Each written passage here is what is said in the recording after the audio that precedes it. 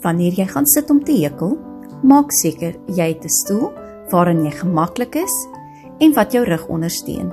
Dit is ook belangrik om met die korrekte postuur te sit. Moet nie die armleuning gebruik van jou stoel nie.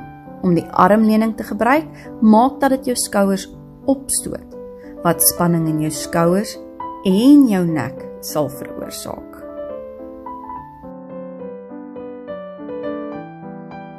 Laat jou arms gemaklik hang teen die sye van jou lyf. Om vooroor te leun terwyl jy hekel sal ook spanning in jou rug veroorsaak. Met goeie ondersteuning vir jou rug, met jou arms ontspanne aan jou sy, kan jy verlang rustig in gemak hekel.